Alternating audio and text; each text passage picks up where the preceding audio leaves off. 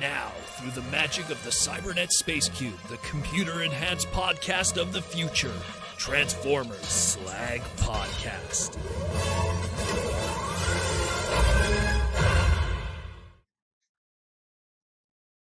Hey, how we all doing this Saturday night?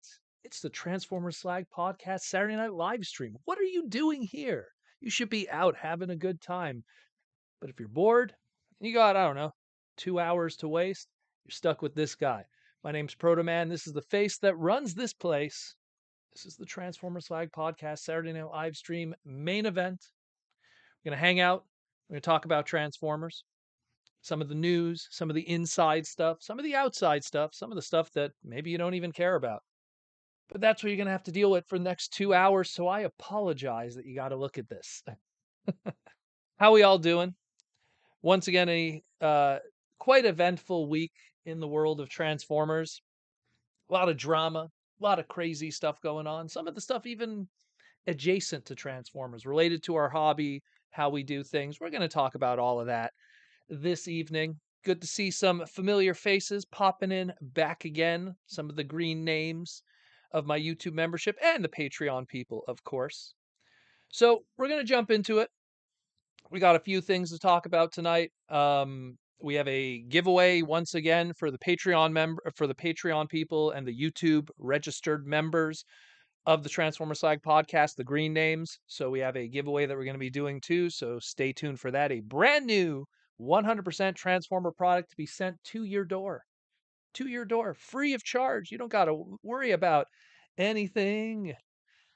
Just going to talk about some little things we got in the mail and just do what we do here every week. Good to see everybody. Nice to see everyone piling in. It's always amazing how, like, the last 2 minutes before we go live, that's when it all happens.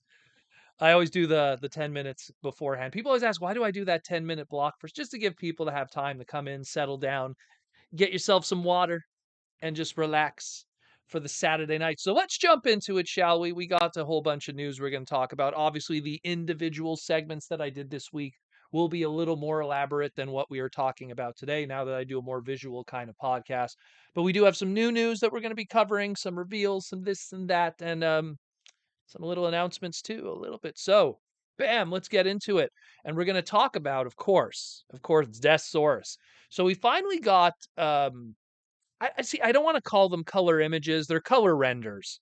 And if you watched my original segment just a couple days ago, you see what really the difference is between final color images of a toy and color renders are. It's something that Hasbro's been doing for, man, over 20 years. I mean, the earliest example that I could think of is like Robots in Disguise. And you know what? Even when I think about there was a few exceptions to the rule. There was actually some like Beast Machine stuff too in the early 2000s that even kind of used color renders for their packaging and stuff like that. But it's always something that's existed within the Hasbro bubble. And it's always a lot of times been used for stock images. It's never a true representation of the in-hand product, and why a lot of times, sometimes the in-hand photos that are taken are sometimes the best representations of what the final product will look like. So we have here Deathsaurus ones. Hey, he looks great. I mean, again, if you go through my individual segment that I did just a couple days ago, I break down how even individual weapons are perfectly colored. The chain, the hilts, every little detail is perfect. Every little detail is perfect. They did a fantastic job here. But they're color renders. So I just hope that the final product also has what we see here. We saw what happened with Haslab Unicron, where we had the color render images. That's what we were sold on. And then the final product obviously was missing paint deco in certain areas because it couldn't be done. Mostly to how the molding was, how the sprue was, how it was assembled in the factory, the way the colors in the molds laid out. There was the problems, but it is what it is. That's just how it is. So it looks great. It looks great, and then when we talk about like numbers, again, we're going to go through the numbers. Here was 2 weeks ago, here was 1 week ago, and here is this week, and it's jumping up quickly. Now, of course, the big bump that we've had from last week, we went from 5,000 to 6,000, and now we're at 9,000. The big bump came because they added all the backers from the Pacific Rim and from Australia. Also, Mexico opened up to their backing of the Haslab item. So there is a huge bump. We probably, I mean, looking at how this is progressing, we'll probably see this getting backed by, I want to say maybe Wednesday. That's my prediction. If it kind of keeps up this momentum that we have right now, I could kind of see it Wednesday being when we finally have the 11,000. Now, the question is, will we get beyond that? Can we make 13,000? Can we make 17,000? If they add an extra tier, can we make that? So that is to be seen. Obviously, a lot of people have been saying, oh, well, Proto Man, like in the last 5 days, Victory Saber got backed. Yeah, but, that's Victory Saber. It's two different characters, it's two different price points. I mean, Victory Saber, you were getting a very popular leader character, you were getting an extra figure in a sense, you were getting another figure too in Victory Leo. Those were two characters that had very if you wanted to own the original versions of those, you're talking over $1,000 to get both of them in the original Transformers Victory toys. Deathsaurus, he's a $500 item, the original. He's not as popular. He's still pretty cool. He's still pretty powerful. He's definitely in that upper tier of awesome Transformer villains. But to a wide majority of people, it doesn't have the same pull of a Victory Saber does. So you can't really compare it. It's like saying like, well, if X character did well, why can't Y character do well? Because they're two different characters, and two different characters have two different markets. So we'll see. We'll see. I hope it does well. I really do. Again, I'm going to stand by what I say. It's expensive. It's expensive. I still think it shouldn't have been $179.99. I think it could have been less than that. But like I said, I could have my opinion on the price, but I could also have my opinion on the product. I think the product looks awesome. I just think the price doesn't match the product. Maybe if they out of nowhere announce a third tier and it's an extra figure, then you know what? That would bump it up a deluxe class price point of another $29.99, and then we could close the gap, and then I'll be done. You could tell me okay to be quiet, but right now, we're still quite off in terms of what the value is. But that's that. Next thing we're going to cover. Next thing we're going to cover is some Earthspark stuff. So we got some stock images of a whole bunch of the Wave 1 Earthspark product. Now, it's nothing that we haven't really seen before. Now we at least know what the packaging looks like for specific characters. But at the end of the day, it's nothing too new. Same thing, we got to see the Spin Changer Optimus Prime's packaging for the very first time. It's still not 100% confirmed, but I believe he is going to be part of Wave 2 of his assortment, so we'll see what happens there. But that's that. But the main reason that we are talking about this packaging is not what's on the front of the box, but what's on the back of the box. And I get a feeling, I think I might even do an individual segment about this, breaking it down this week. But let's talk about the back of the box. So the back of the box reveals the other two characters that are going to be part of this deluxe class assortment over the next year. And it is our very first time we are seeing Transformers Earthspark Grimlock and the scanned whatever mode of Nightshade. So this is quite exciting that we finally get to see the aesthetic style, because we saw already Nightshade in the show, and this is the scanned version of whatever the alt mode will be. But the Grimlock, we've not seen anything. We have not seen anything at all of what Grimlock will be. Obviously, he's going to be some kind of dinosaur, let's be real.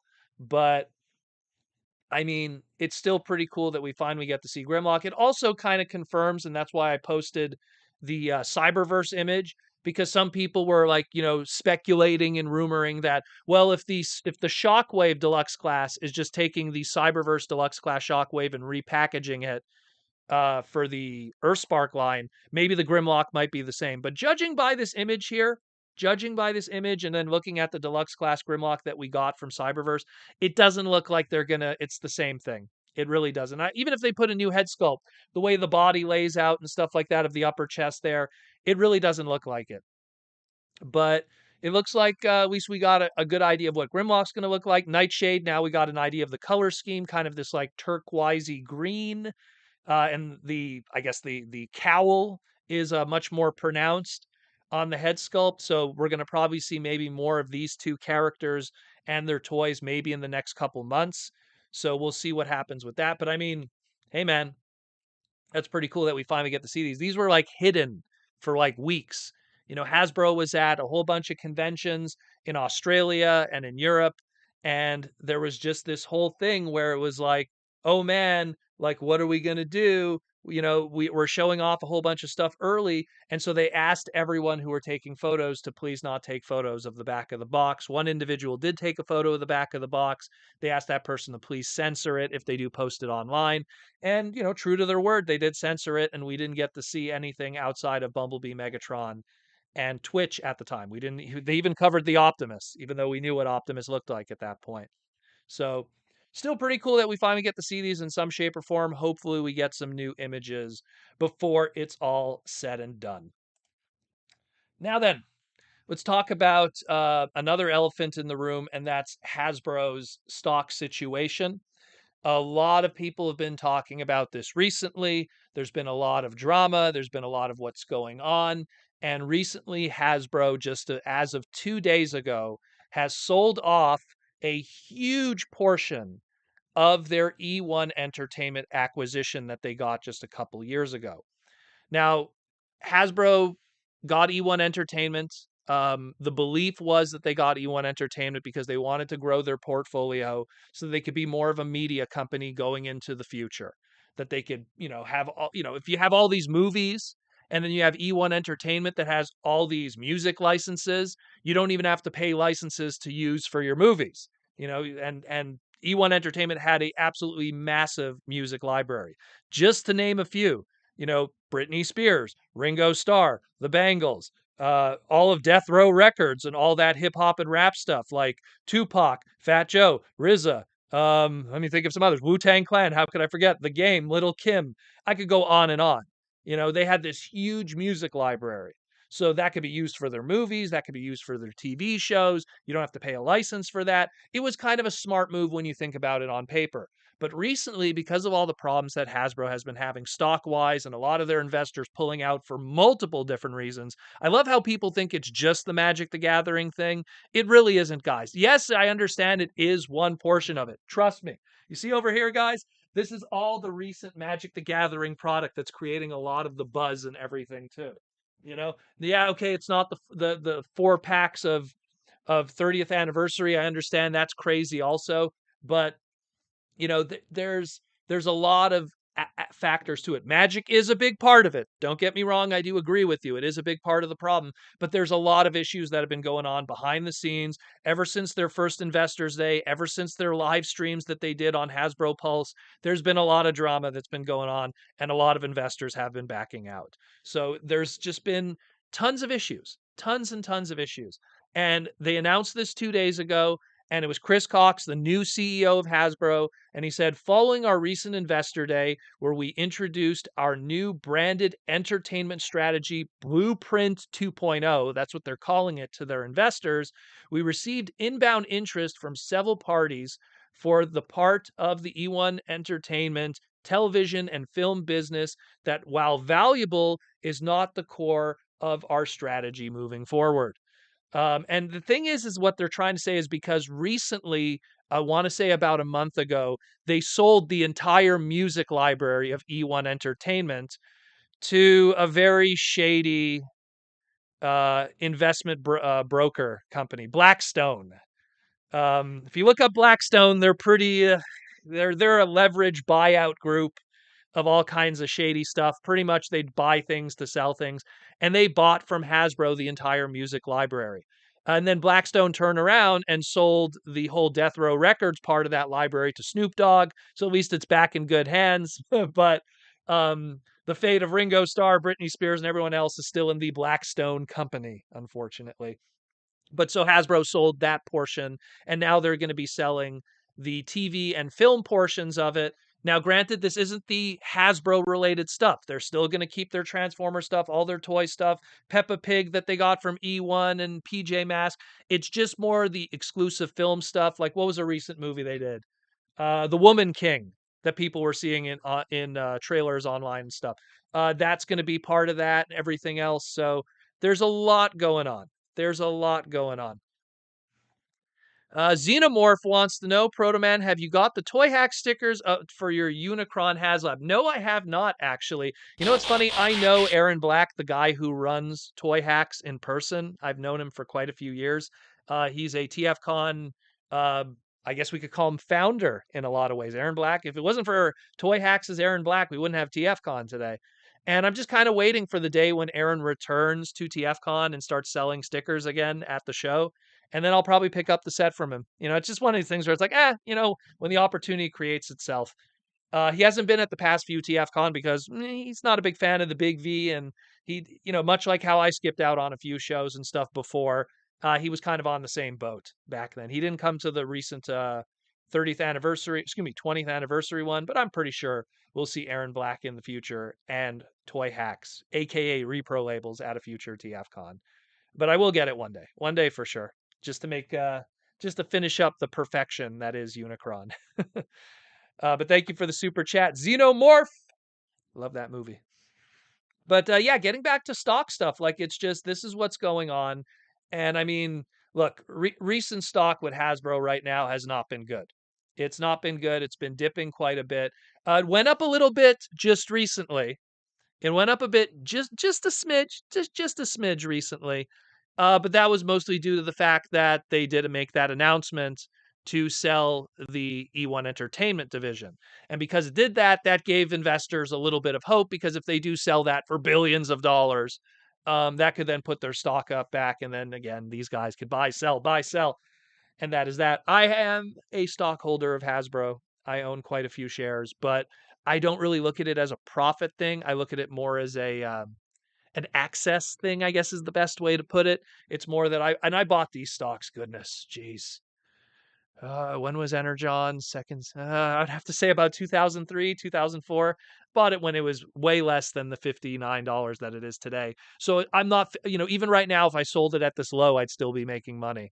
Actually, maybe not because of inflation. But anyways, maybe I'm breaking even. But the point is that I'm not too worried about it. It's something that I kind of just threw the money at it, just more from an access standpoint, to hear what's going on behind the scenes back then when I was just this young punk in 2003 trying to understand the Transformer world. And I'm just going to stick with it, but it's not looking good. It's not looking good. And again, when you look at the overall of how it is, yeah, it looks good in the grand scheme of things going all the way back to the 80s. But when you factor in inflation, they're kind of breaking even to how they were pretty much in the 90s. That's the kind of sad truth that's going on here, is that it's been pretty rough. It's been pretty rough. There's been a lot of weird decisions going on behind the scenes. In all honesty, I mean, I'll be honest with you guys. I mean, and I've said this before, if I was in charge of Hasbro, there's a lot of people there that probably would be fired. I'll be dead serious with you. There's a lot of people that I'd probably walk in and go, "You're gone, you're gone, you're gone." And I want to sit you down and I want to explain why you're gone, so maybe it could get into your head so you don't do that to other companies. There's a lot of people there that really should not be there. Really should not be there. And I don't want to name names, but there's some people that really should not be working in a toy company. They really should. They should go work somewhere else where they can give everyone else a headache. And it's something where when you look at the grand scheme of things here, of why this company saw success to begin with, the ups and downs, the ebbs and flows, what were happening those years that led to Hasbro having success.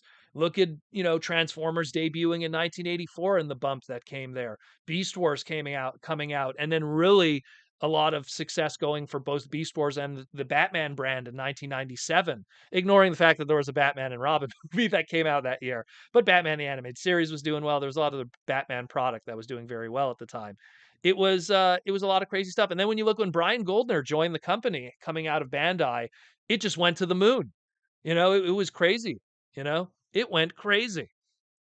And Brian's passing, I think, was a big thing about it. I think Brian passing away really made the company go, okay, now we could just destroy this thing from the inside. And I think the people that are destroying it don't realize they're destroying it. They just live in their own world of what they think is success, what they think is normal. And when they stub their toe, they're the kind of people that go, it doesn't hurt, as the tear comes down the side of their face. And those are people that shouldn't be in this company. But we'll see what happens. Like I always say, there's nothing that I could do. But let's see what happens at least. Let's see what happens. But there really is a lot of people that shouldn't be there. There really is. And it's not just, I'm not talking just the Transformer brand. I'm talking a lot of the brands in that company. I watch all of the brands. I watch all the community managers, the marketing directors, all of these individuals, and I pay attention to what's going on there. And there's some people, man, let me tell you, some sick people. That's all I'm going to say. Sick people. Because I don't want to use specific words because people are going to twist and turn. Oh, Proto Man is this and he's that. No, but I'm going to say it's a lot of sick people there. You know what I mean? It's a lot of people that need to see some therapy. They need to talk to some people and they need to figure out their lives, man. Because it's absolutely insane what they're doing to that company. And when you look at the grand scheme of things, especially from the investor standpoint, which is if the investors pull out, that's going to, it's look, at the end of the day, even if all the investors pull out, Transformers is not going to be dead. And I'll tell you why. Because Transformers is the most important brand in that company outside of Magic the Gathering. And they're not going to get rid of Transformers. Even at its worst, let me just pull up that stock again. Even at its worst, right? Like let's look at a dip, in like let's say the late 90s, early 2000s, or a dip during the recession in 2007, 2008. Even at its worst, it still was putting out Transformer product, Transformer movies, Transformer branded items, Transformer figures. The worst that'll ever happen is, oh, we'll still have a TV show and we'll still have products on the shelves. It'll never hurt Transformers. It'll only hurt the other brands. If Hasbro's having a hard time, then don't ever hope for a Visionaries or an Inhumanoids or more off the wall and off the kilter Transformer branded stuff like, let's say, BotBots or I don't know, statue related stuff. That would have to go into licensing anyways, but it's a whole other conversation. But it's just, it'll be a very different animal. But it won't affect Transformers too much as fans. We'll still have TV shows. We'll probably still have comic books because that'll be licensed by other people. So we won't get affected, but everything else will. And that's a damn shame in my opinion. And people wanted me to talk about this and I felt that I wanted to talk about it on the live stream because sometimes you got to see my face too when I'm talking about this. Like what is in the eyes of this man and what he's thinking. And it's a lot of craziness. It's a lot of craziness. It's a lot of stuff that just isn't adding up. It's not just one thing. It's not just something in Transformers. It's not just something in Magic the Gathering. There's a lot of weird stuff going on. The Ghost Rider didn't get backed, and then on their tabletop area, Avalon Hill, that didn't get back. That also failed badly. And then what's going on with Transformers? There's a lot of drama that's going on there that I don't want to get too much into right now, but you know what I'm talking about. And a lot of investors also are like, you know what?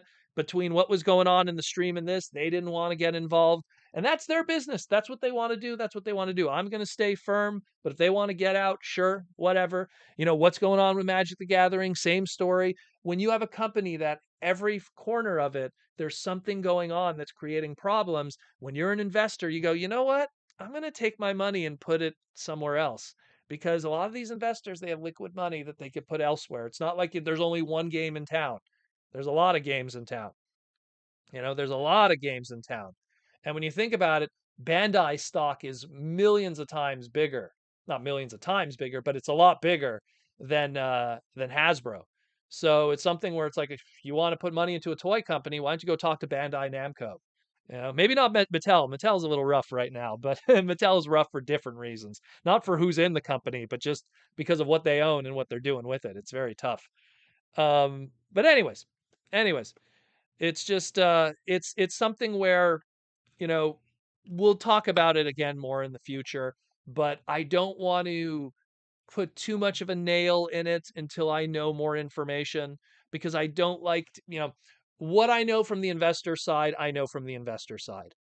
That's something that I could 100% be confident with because I've been in investor meetings. I've talked with other guys who are investors in the company, and I know how they feel.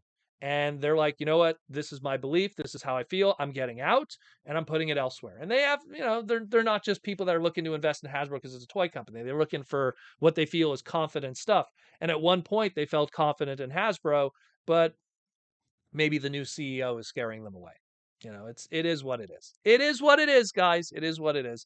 But again, if you want to see the full version of this, because it's an interesting read, I posted it on my Twitter. So you could see the full version of it, and it really gives you a perspective of different things that was going on within Hasbro's near 40-year history through mergers, buyouts, and all kinds of stuff, new CEOs and everything. It's a very good way to indicate, and I've told you guys before, sometimes the easiest way to understand what's going to be happening in the future in our brand is understanding how it works. It's one thing to go, wow, this car moves very fast, but if you don't understand how the wheels work, what's going on with the engine, how is that spoiler, sometimes you won't understand why it's moving the way it's moving. And it's the same thing with this company. And I just hope things work out. I really do. I really do. But they got a clean house. And I honestly feel I think there's some people that are going to be gone. There's going to be gone because already, just this year alone, three people that I know of that were with the company for more than 20 years are gone. And they weren't gone because they were problems. They were gone because they were too high paid.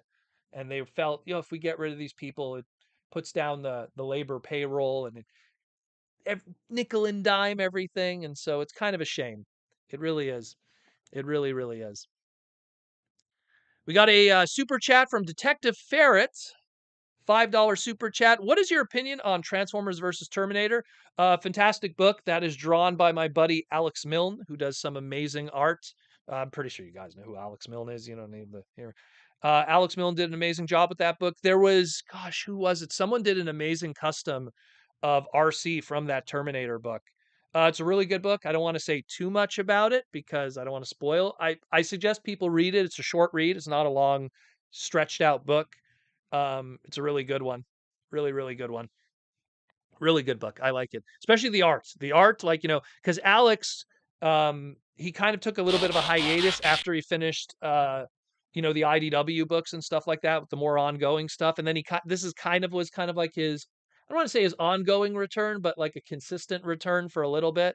And that's a really good book. Nice covers too. I like some of the covers. Would make a good t-shirt. Thank you for the super chat, Detective Ferret. And then we got Link CW reviews with the gold super chat for $10. Hey Proto, do you think now that the molds are made for Unicron and Victory Saber, etc., that there will be another opt to buy these items? Not retail, but like a HasLab reissue or Hasbro Pulse. Well, look, there's no contractual thing that says, they're only doing it once and they'll never do it again, And even if they say, we're doing Unicron. I always I point here because that's where the planet one is, and that's where the robot mode is.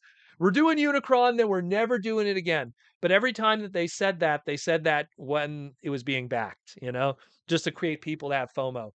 I would not be surprised. Look, when they made that Unicron, there was a different CEO, there was a different head of Hasbro Boy Toys, there was a different head of the Transformer team. It was all different people. It was John Warden, it was Brian Goldner, it was a whole different crew of people. So if new people are in there and they go, you know what, maybe we could pull this off again. Maybe. I mean, I don't know about Unicron so much because he's a big, expensive guy. That's a lot of shipping that they have to factor in, assembly, factory stuff. It is a little complicated with Unicron, but Victory Saber, I could see them, going, hey, let's do you could barely see a black repaint, like they did for Robot Masters or something. We'll do a black repaint. We'll do a metallic colored version. Who knows? Who knows? I could see it. Victory Saber's more doable because, again, he's a retail product. I don't care what anyone says. He's a retail product. So he could be done. He could be realistically done.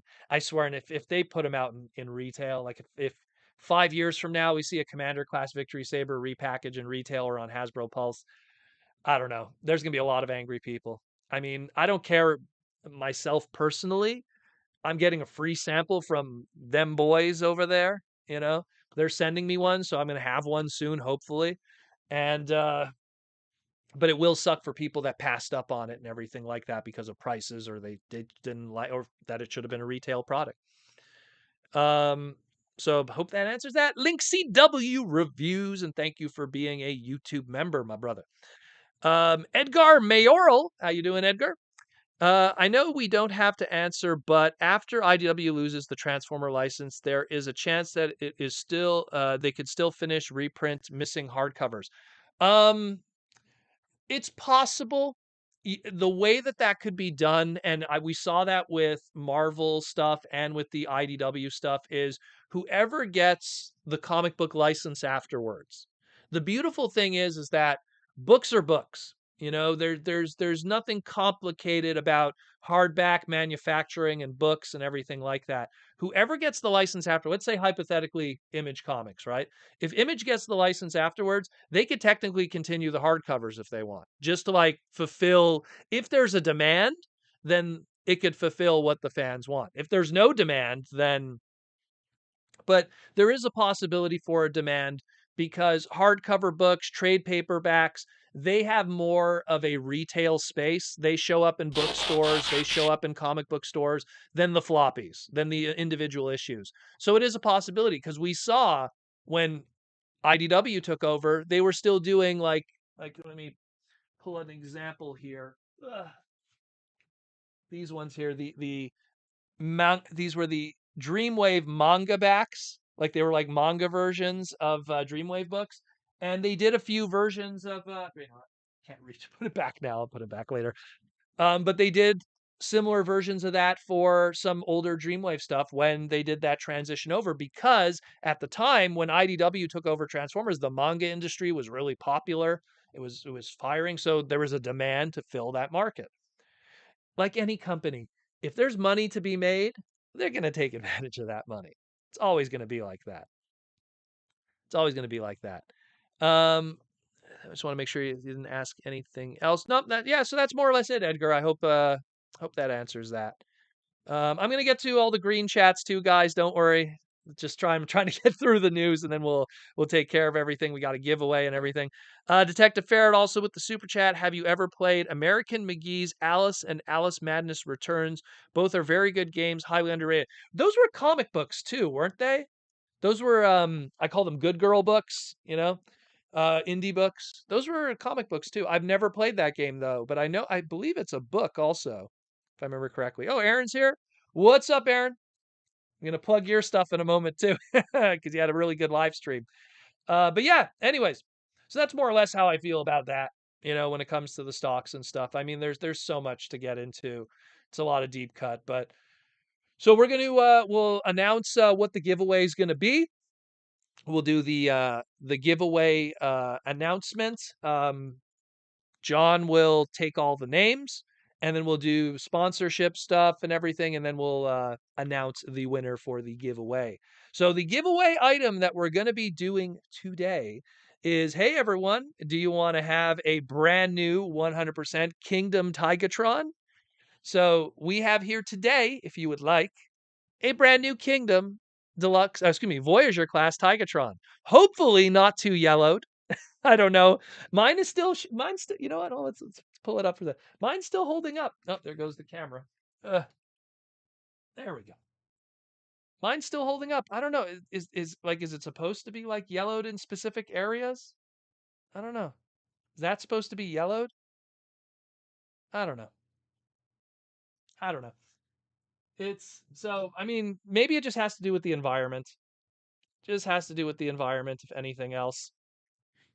It's something where um we're going to slowly learn more about how this whole yellowing process is with this new MABS plastic and stuff.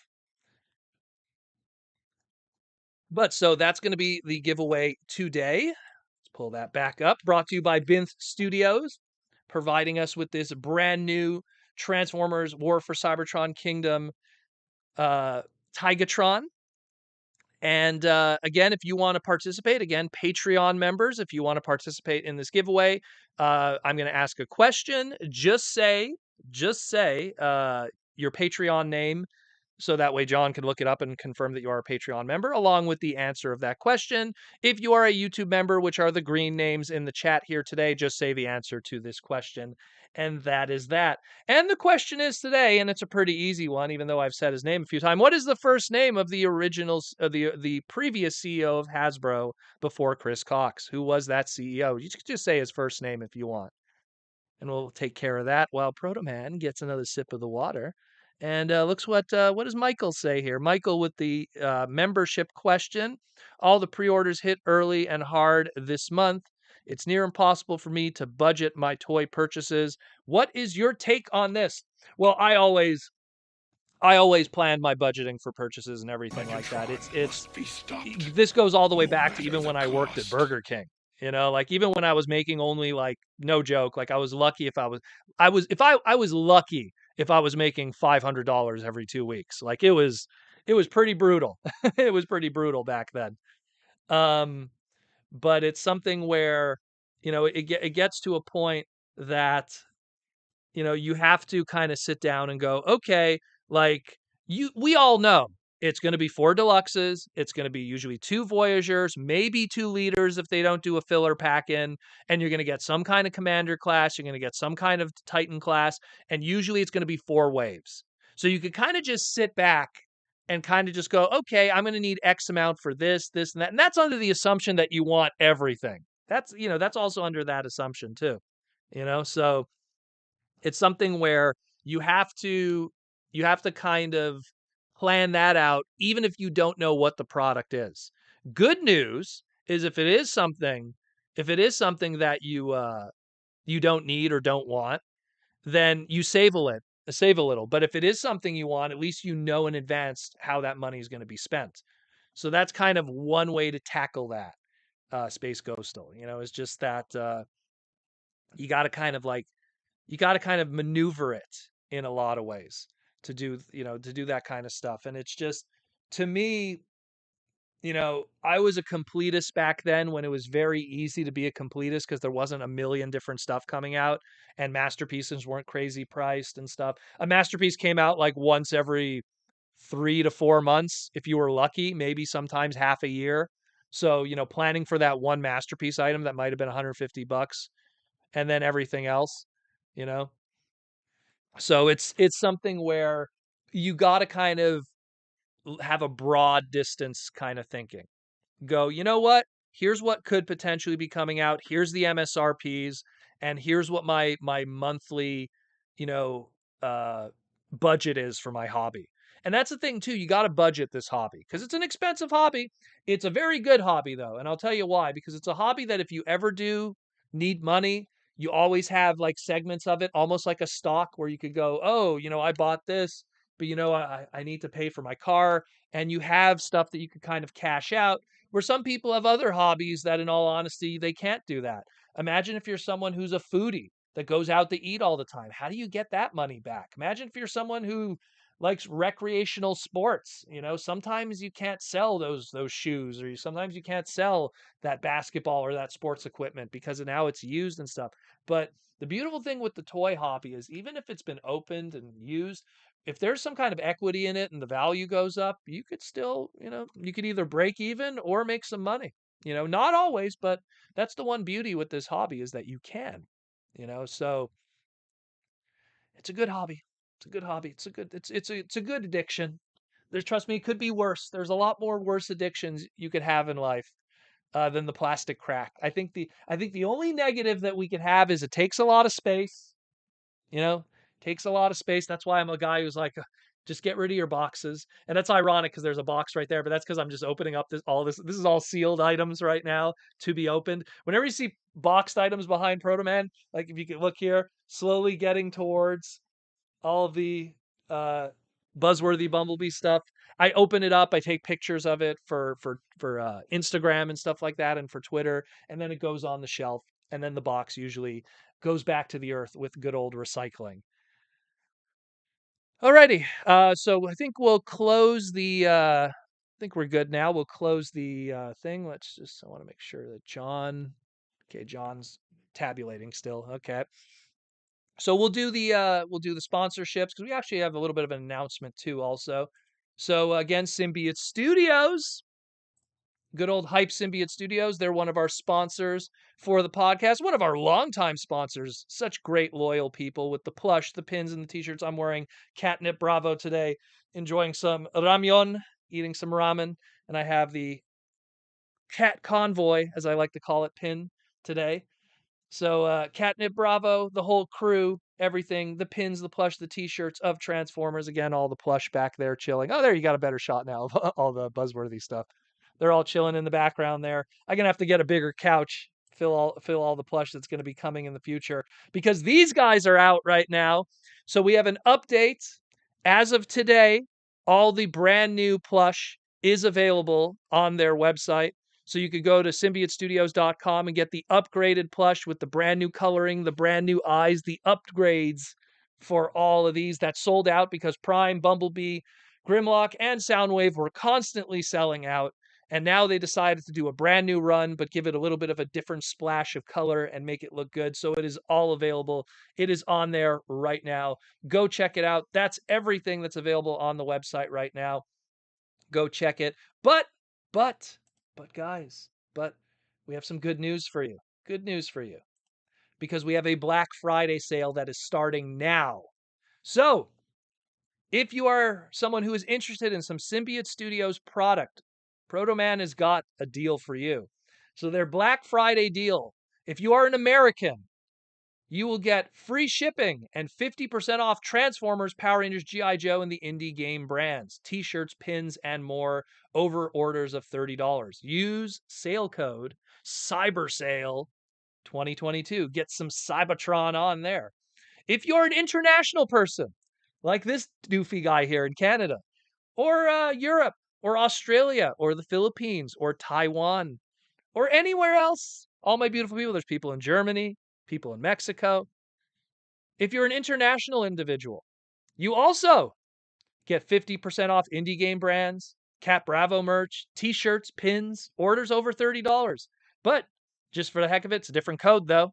Cyber Sale, INT for international 2022. Sale ends November 28th, 2022, while supply lasts. And I can't stress this enough, the plush keeps selling out. We can't keep the stock. We put in the Grimlocks disappear. So now that there's a sale, you guys are getting to hear this now. Go if you want now. Please get it now because I don't want people being angry afterwards that it's sold out.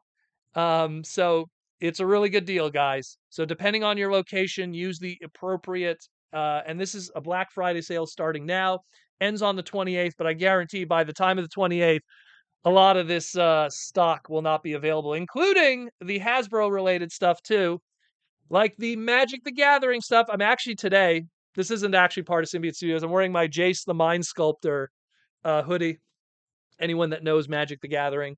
So I'm wearing my Jace the Mind Sculptor hoodie, which would actually, the pin would go very well with it because he's blue mana. So, but it's also for Transformers because Transformers is now part of Magic the Gathering too. So pick up those Magic pins, the Power Ranger pins, the Power Ranger plush, the brand new My Little Pony stuff. Apparently, there's some new My Little Pony stuff on the website too. I didn't look too deeply into it because I'm not a brony, but it's there also, including the My Little Pony pins, G.I. Joe stuff. Everything is there. Use the promo code, guys.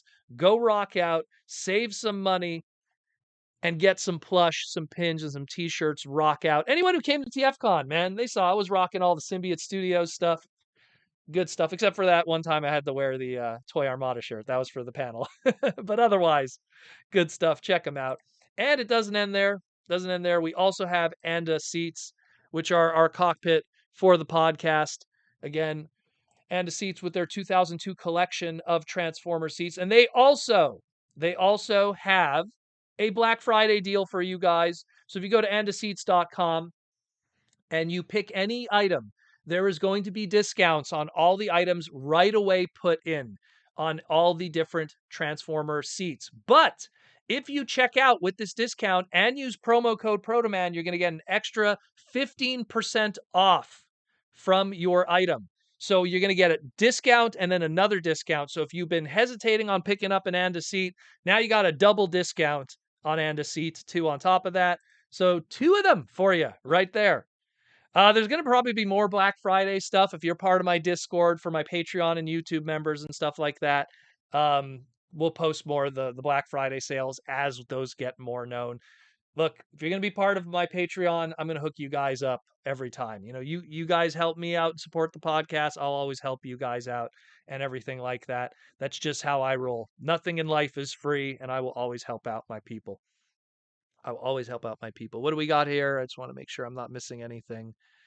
Proto. Finally getting my legacy dragon. Yeah, that's true. That's shipping out. That's Sarah. Getting your dragon. I've saw a lot of people are getting it shipped to them from Hasbro Pulse. One of the creators of Dragon Megatron is in the chat today, and Mr. Aaron Archer. And speaking of Aaron Archer, the latest episode of the Toy Armada is out right now, where we talk about some deep dives of Transformer Armada product.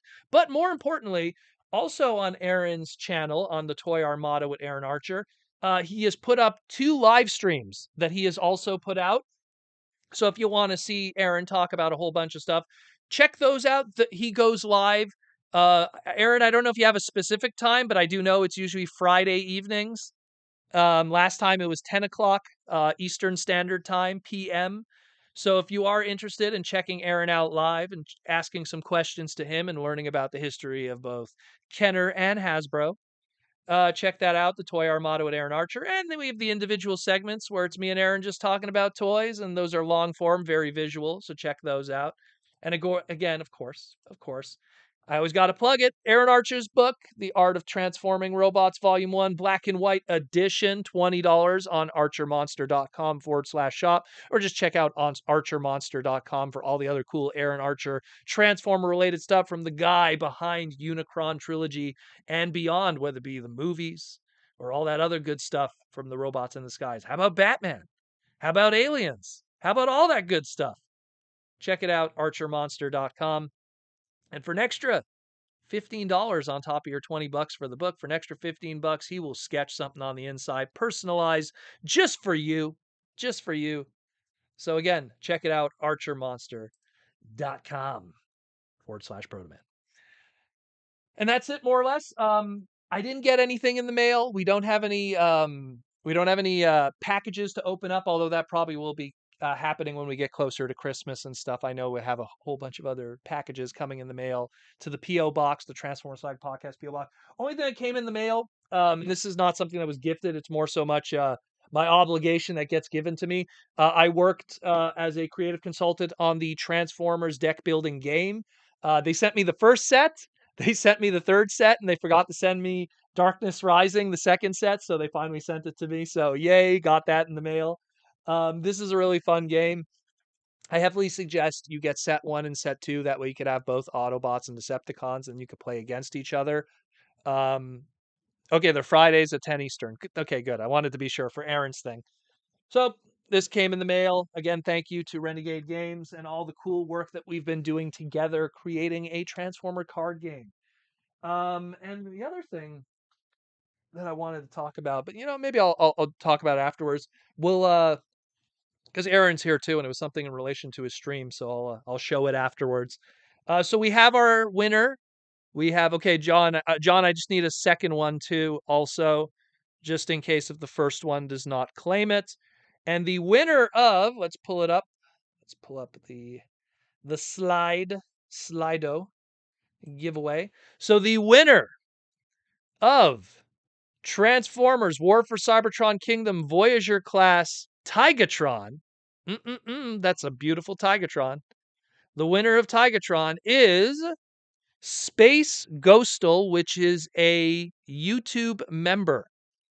So Space Ghostal, please come forward if you are. Otherwise, we have to pick another name out of the hat, which John didn't get. John, get the name, man.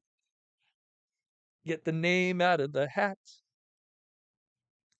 Otherwise, someone else is getting the cat. Gives me a moment to take a sip. Ooh, yeah. Ooh, yeah. There he is.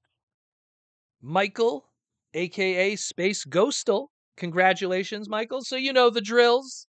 If you haven't heard it in the past weeks, any winners, just contact me through the Discord, contact me through Twitter, or Instagram, or if you're part of Patreon, through Patreon.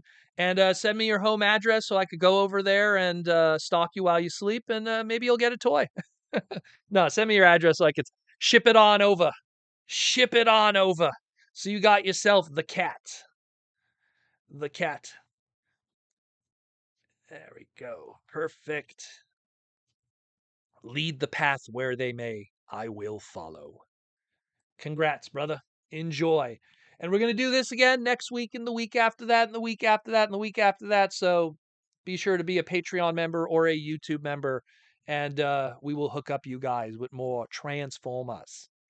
More Transformers. Just want to just kind of show these. So Aaron last week, Aaron, if you're here, Aaron last week was showing off his Hong Kong comics, which I'm very familiar with Hong Kong comics because I have an absolutely beautiful Chinatown here in Montreal. And I used to buy Hong Kong comics all the time, even though I couldn't read them. But I used to buy them all the time because what I loved about Hong Kong comics is they always came with something. And I would literally buy these books. I bought these, no joke, guys. This is like 1998. Some of you guys probably weren't even born when I bought these. I was in high school because I'm an old man. But I used to buy all these Hong Kong books, beautiful art, because they always came with free stuff like action figures or pins. So this was one that I bought and they were like, oh, I wish I kept the price tags on these. Why didn't I keep the price tags on them? Is the price tags on the other ones? Oh no, some of them are. Okay, good. You'll see how cheap these were back in the day. So I mean, if that one was, so this was probably $3.99 Canadian, which is like what, like $2.50, and it came with a little figure and stuff. And I didn't even know what this comic is, but I was like, hey, cool. It comes with an action figure. Comes with that. That's pretty cool. This one here came with a metal trading card and a sword. This one here too, a nice one. And then who knows what's going on back there? Look how yellowed and soft these bags and boards are. And then these ones, you know why I bought these ones. So these Hong Kong comics were all video game related stuff. So let's start with Garo, Mark of the Wolf, Fatal Fury, and there's a ad for Metal Slug on the back. And each one of these came with a coin. So who's on this coin? I think this is Rock Howard. Yeah, that's Rock Howard from Garo, Mark of the Wolf, Fatal Fury. So I don't have the price tag on that one. You got King of Fighters. There's Kyo from King of Fighters, and again a cross sell for Metal Slug. And then again more Garo, Mark of the Wolf. This comes with a Terry Bogard coin. I love the art on these because again it's not the Japanese manga style, and it's not like the more hyper realistic kind of American style. It's kind of like a meeting in the middle in a lot of ways. Just show you a few more quickly. Again, K from King of Fighters. You got more King of Fighters there with Kyo. You got Mark of the Wolf again, and there you got Andy Bogard and Joe. And then what was the coin there? The coin is the coin is actually a Samurai Showdown coin. That one that came with it. And then more of them. I have so many King of Fighters ones. I love my fighting game stuff. And this was the best one of the bunch. This was SNK versus Capcom, and the bonus item was a 24 karat gold plated Zippo lighter with Ken Masters on it. And I don't want to ever use it because I don't want to damage it, but it's a real Zippo lighter. And I thought it was the coolest that it has Ken Masters on it. And I love Ken from Street Fighter. So that was a really cool bonus that he got. I was like, and again, the art is amazing. Look at the art. Its own unique. It's not manga style. You know, it's kind of its own thing.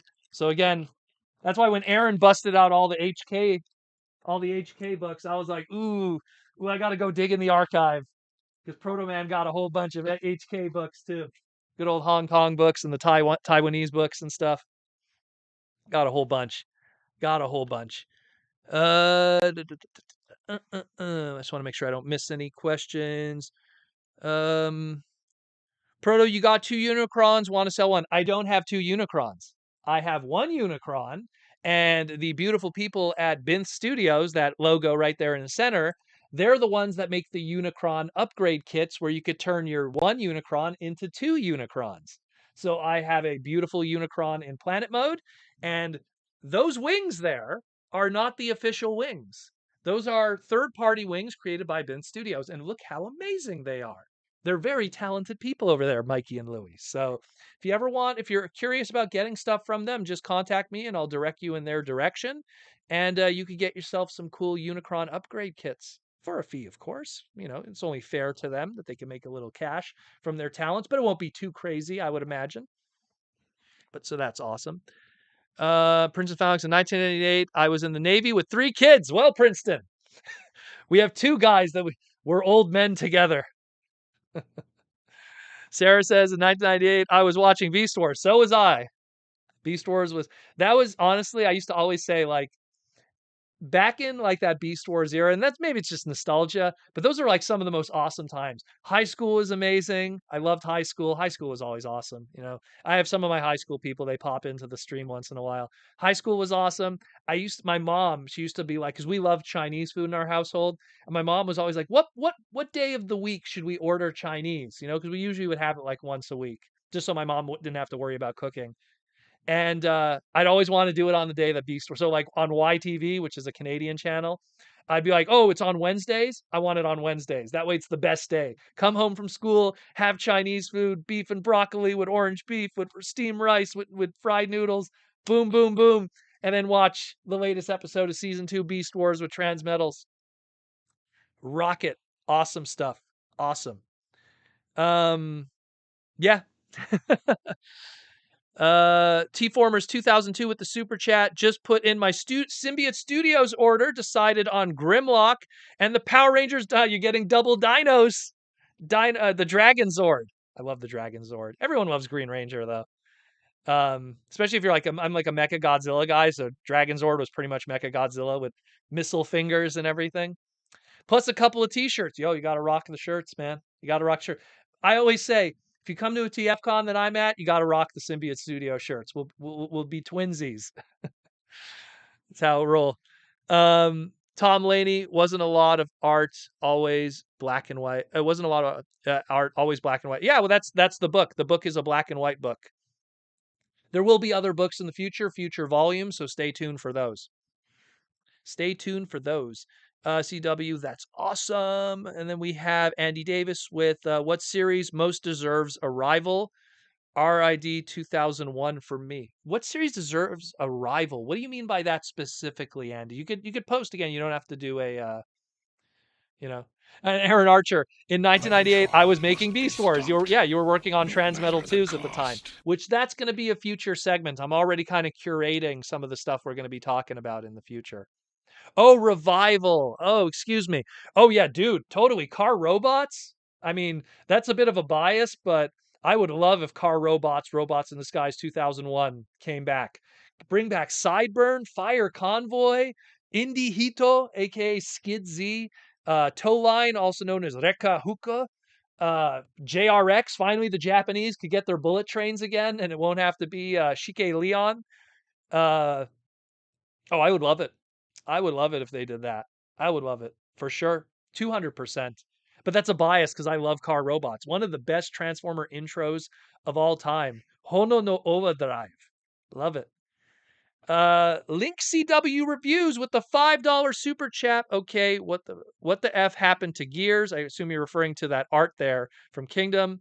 If it was planned in Kingdom and was in Devo, why not released in Legacy? So there was 2 items in that poster that were shown that didn't happen. There was Gears that was in that poster and some kind of crocodile fossilizer that was shown, and a saber-toothed tiger. I take it back. There was a saber-toothed tiger one also. For whatever reason, the saber-toothed tiger one, which was on Optimus Primal's body, if you're looking for it, the crocodile one, which would have been great because then they could have segued some kind of Croc Megatron into it too, and the Gears, for whatever happened, it didn't fit because when you think about it, right, the fossilizers in general, especially the ones that become armors and stuff and weapons, they're all deluxe classes. If there was a Gears, he would have been a deluxe class too.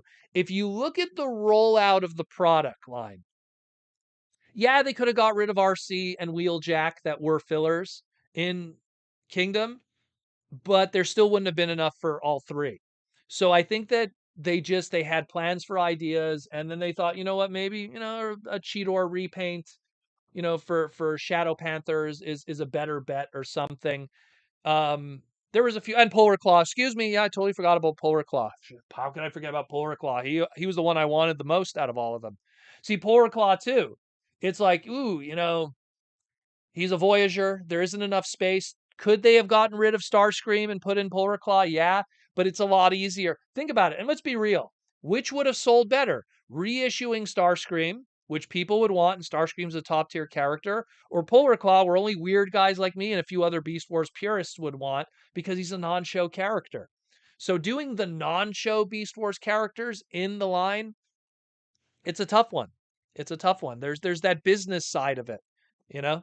There's that business side. I think we'll get Gears. I think that all the mini bots, the one good thing about Mark Mayer is he has an obsession with like completing micro collections. And when you have that obsession with completing micro collections, you end up diving into things that number one are obscure, but number two are, sometimes will sell well. And Gears, I mean, the last Gears toy we got was like from the Thrilling 32 packs, and that thing sells ridiculously today for good money in the secondary market. So that's money on the table. That's money on the table for Hasbro. They'll do fine. If they do Gears, he'll sell very well. Because if you look at what the secondary market is for that like it's whatever they call it, it was a core. It looks like a core class back then, but it was like a legend scale. Legends 2 packs, Thrilling 30, Gears, goes for pretty good money today. Pretty good money. Pretty good money. Sarah is talking to Aaron, so I won't bother them with the question. Timmy K. Poindexter Esquire Jr. Legs the third. Heidi Howall, how do you doing, Timmy? Sarah says, I want a freaking Polar Claw. We need a new bear transformer. Hey, man, you do Polar Claw, then you get Grizzly, or what was it called? Barbarian, you know? They'll do the brown repaint or Survive, which was the Beast Wars Japan one.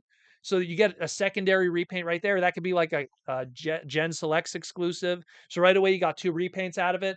Then we could finally do a panda one. That we could do the panda one, and then we get the robot chicken sketch. And that'll be good. You can have David K do a little promotion for it. Call David K. We got to do the robot chicken sketch with our first panda transformer.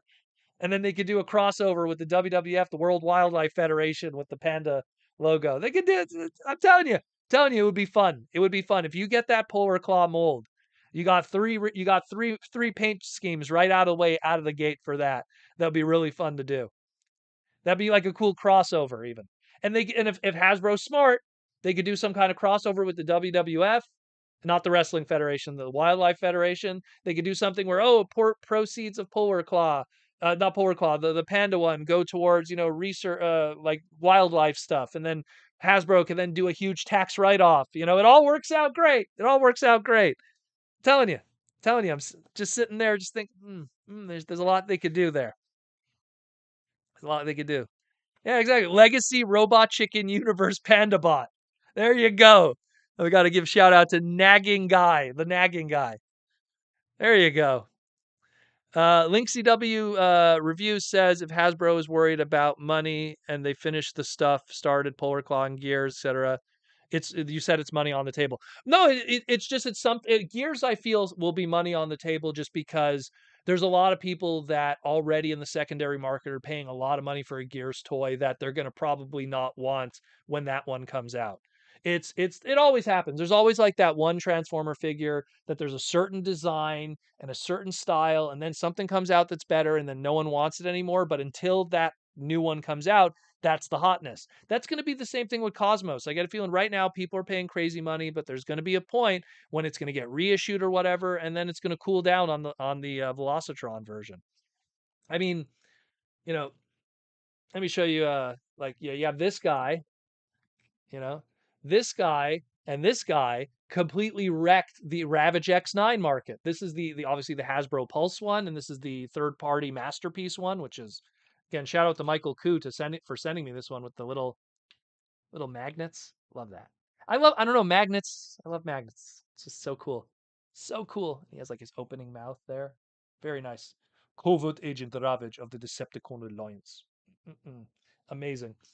Amazing. I gotta do. Let's do a thumbnail shot.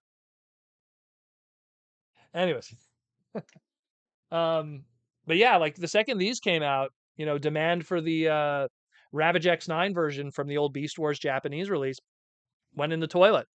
Now it's only completists that want it. So it always happens. Always happens. Make sure I showed all you guys stuff I wanted to show today. Just want to make sure because we have only 45 minutes left in the stream. Where we at? If Hasbro is worried about, okay, we already answered that. Sarah says the freaking Coronation Starscream is selling in Mexico for $35 because no one want more Starscream, and yes, I want a freaking Panda transform. Well, that's also because it's a leader class. That one, leader classes are a little more upper crust and cost, so they're a little more expensive.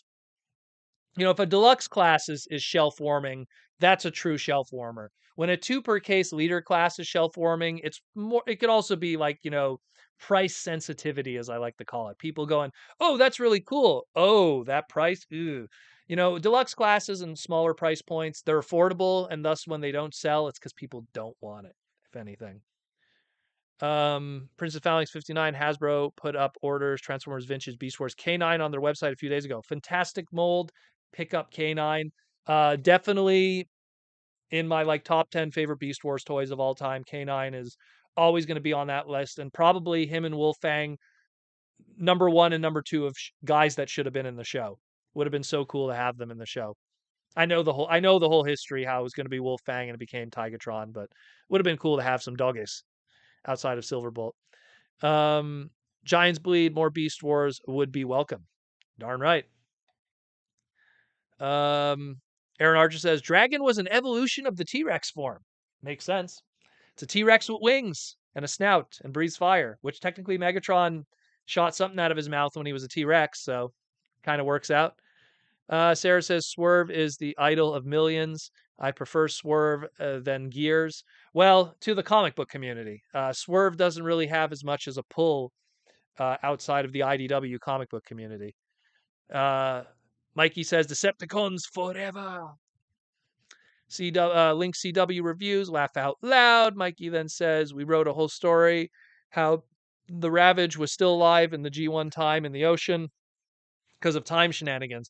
That's kind of actually what they did with the 3H comic books through BotCon. They had it that Ravage's parts were used by Tigatron, and that's how you got Transmetal Tigatron and everything like that, which is a fantastic figure, even though it's a little dated. I love that toy.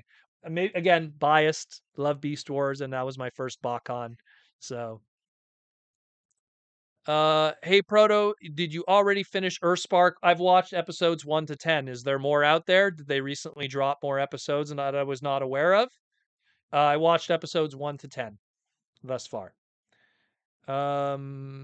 Sarah said, oh, they're talking to Aaron. Mikey says, here's a question. Now that we got Transmetal Dragon Megatron, does that mean more Season 2 and Season 3 Beastie toys are on their way?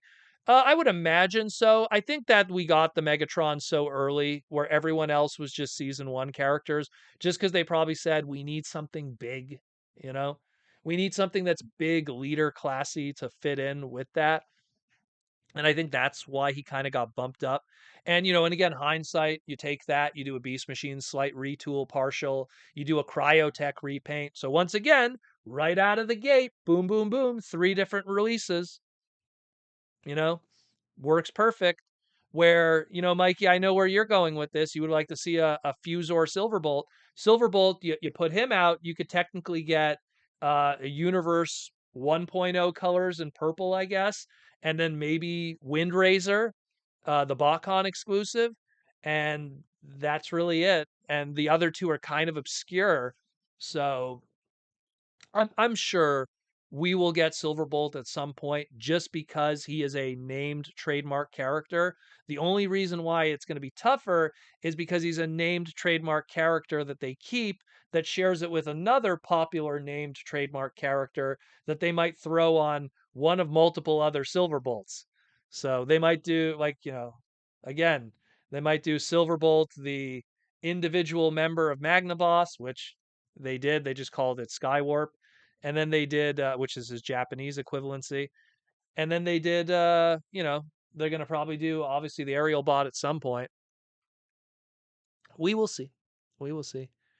Giant Bleed says, will Symbiote Studio start doing Beast Wars to cross promote with Rise of the Beast movie? Stay tuned. Symbiote Studios knows a lot more about Rise of the Beasts than you know. It's a licensing company. They all know way more than you could imagine. AI Dragon Legend, if there is a new Transformers comic, will Earthspark be a new in the new comic era? Probably not. By the time Earthspark finishes its run, let's say they did want to do comics, they'd have to start now.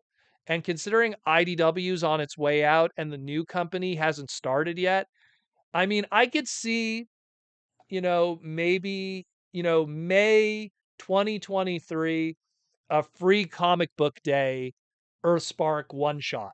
I could see that because free comic book days aimed at a younger demographic, and so is and so is Earthspark. It's aimed at more of an age 3 to teen market. Like let's say 12. So I could see that, but not really. I mean, where was our Cyberverse comic? Where was our RID, 2.0 comic? We kind of got one a little bit. We kind of got some books, but not a lot. They kind of stopped doing books related to the shows because it kind of stands on their own in a lot of ways. Where are we at? Link CW reviews. I have some work. I have to do some work. I'm at work, by the way. Bro, you're going to listen to me at work. Sure. So have a good night, Proto. Thank you all for the time, Proto. Thank you for coming, even during work on a Saturday night, brother. Have a good shift. Sarah wants to know, I'll get 2 Legacy Dragon Mechs from AliExpress because they're freaking Hasbro and Amazon didn't have them on date already. I'm pretty sure you'll find opportunities in retail also at some point, unless it's really difficult for you in your area. Where are you from, Sarah? Just out of curiosity, if you don't mind me asking.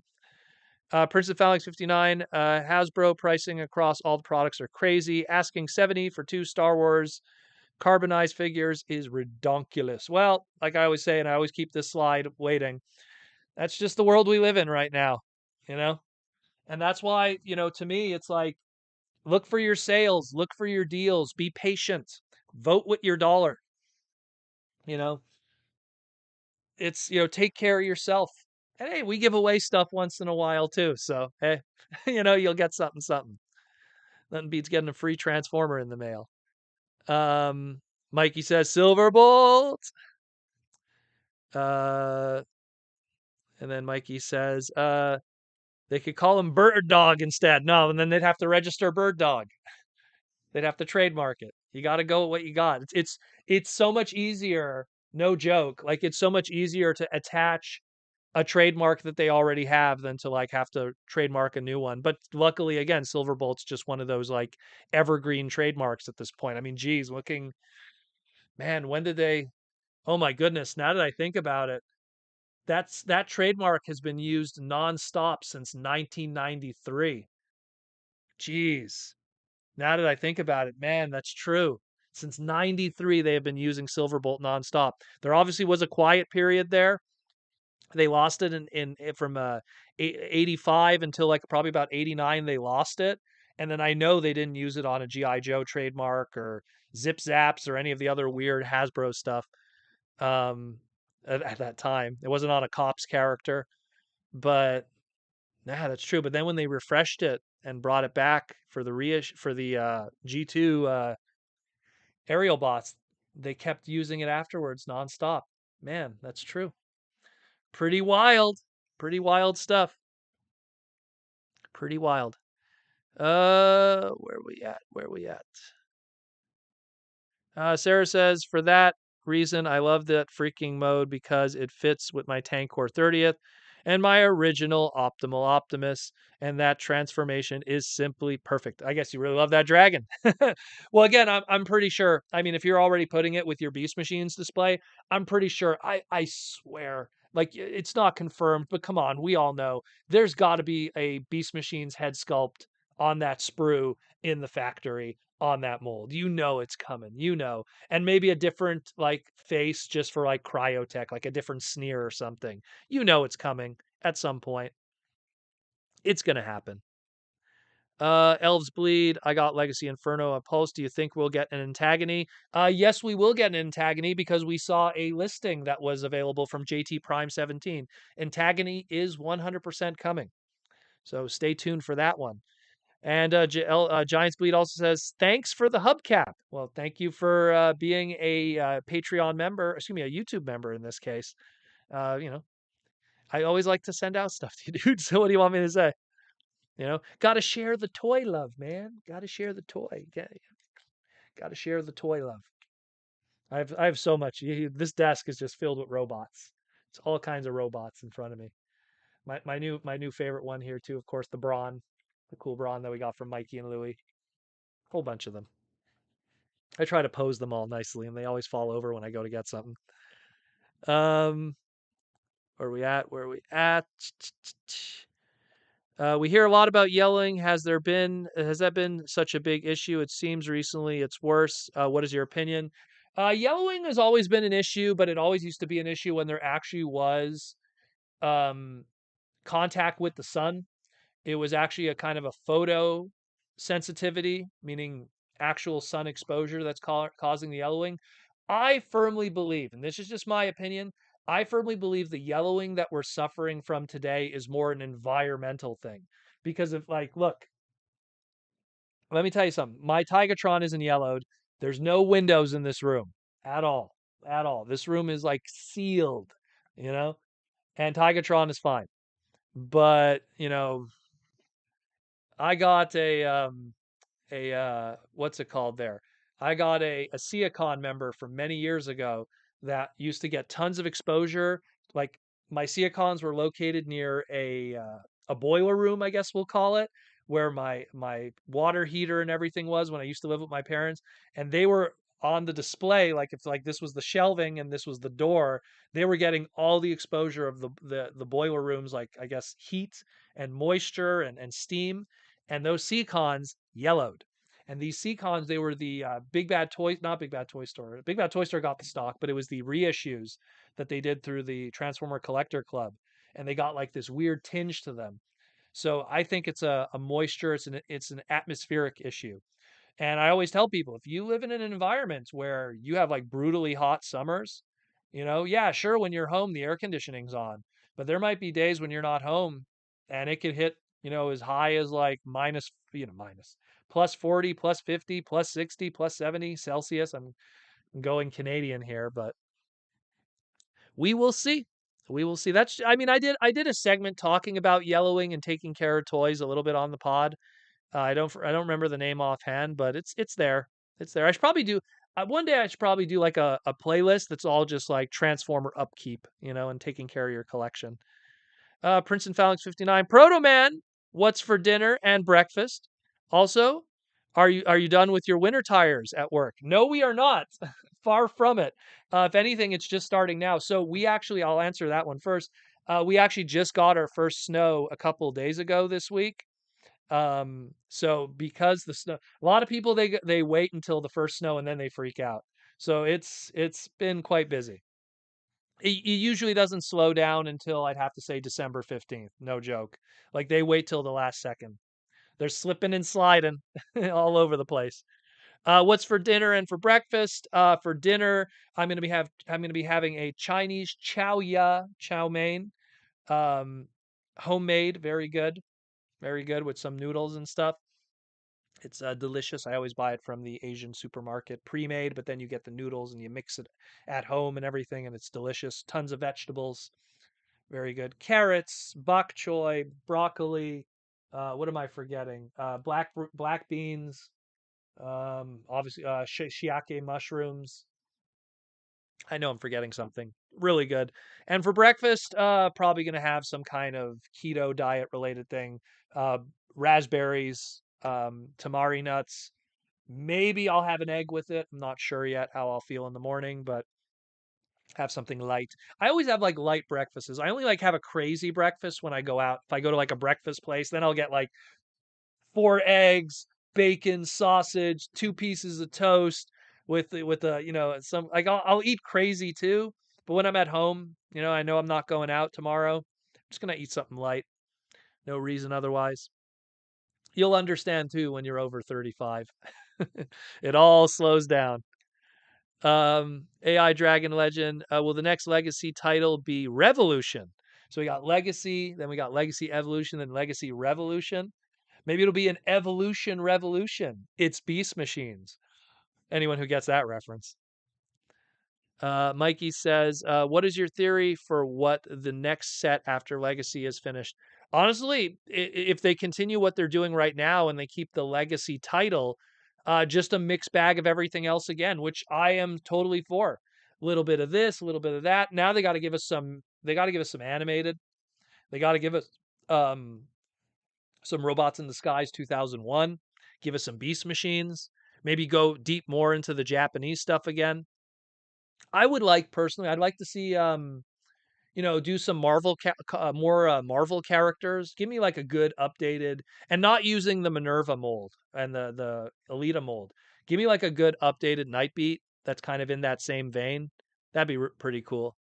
With like his sculpt of how he looked in the comics as opposed to his toy. That'd be really cool. Where are we at here? Sarah, I'm from Mexico. That's awesome. But in stores for my area, it is not cartoon with a figure. They get no, they get in retail only SS. What do you call it? Studio Series and Cyberverse appear in stores. For that reason, you need to order online. Okay. So distribution is pretty crummy in Mexico. That sucks, bro. That sucks. But you know what, though? You guys have really awesome bootleg stuff, let me tell you. The bootleg community, I bought so much cool bootlegs from you guys all the time. So it kind of balances out, in my humble opinion. South America and Mexico had some really cool bootleg Mortal Kombat figures back in the day. So, and those things go for pretty good money today. So it all balances out. Andy Davis, I'm a heavy weed smoker, and I've drastically changed my smoking habits after watching your aging and yellowing videos. Brother, let me tell you, my mama, I don't know if she's watching or listening, but my mama she stopped, thank goodness, but she was the king of smokers. King of smokers. It'd be like minus 40 outside. We're driving to school in grade school, and she had to roll down that window and smoke as it was blowing back in the back seat. She smoked like crazy. And I knew any toys that were going to be in that living room when she was smoking were going to get effed. They were going to get effed. And I showed in that segment that we talked about, I showed that picture of here's Iceman owned by a smoker, and how different it was. It was P-Man, it was this yellow snowman. It is absolutely crazy what cigarette smoke does. And that other picture I showed, the one with the top loaders for trading cards, a smoker, pure yellow, disgusting. You can't like it is smoke it's the same thing, like just like how I'm talking about atmospheric and how steam and heat and all that kind of stuff, in a hot environment and in a very moist environment could kind of affect in yellow figures. Look at smoke. Smoke is in the air. It settles on stuff. It destroys things. Regardless of my opinion of what I think of smoking to begin with, that's a whole other discussion. I don't think you should be doing it anyways. But just for your toys' health, and for your resale, like if he gets yellowed, you can't sell it anymore. And if he stinks, no one's going to want to buy it. So then it just works out. It's just better. It's just better for you, and you save money. You don't have to buy cigarettes anymore. What are they now, like $18 a pack? Good Lord, you know. Michael Butcher says, "Hey, Proto Man, how you doing, Michael Butcher? When are they going to make another G1 Sandstorm?" Let me tell you something. They desperately need to do one, because you know what? As impressive as that entire retool, the original Sandstorm was from that Springer, and it was very impressive what they did back then during Thrilling 30, like to really like reinvent the wheel in a lot of ways.